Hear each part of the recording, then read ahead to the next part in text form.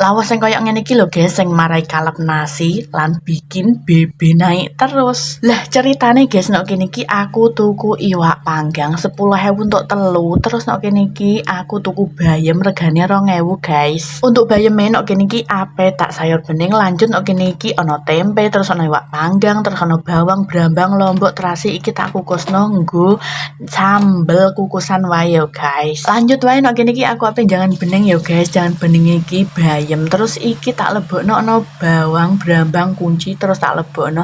Lanjut nek kene iki tak susul ambi bayam, terus iki tak kei kemangi ben ambune seger tur mantep guys.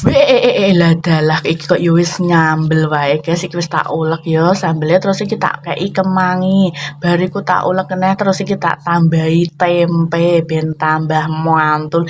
Ngene iki lho guys, menune koyo ngene iki sing marai nambah-nambah terus segone guys. Wes iki lah wis mateng kabeh lan aku iki ape mangan yo guys, amarga apa?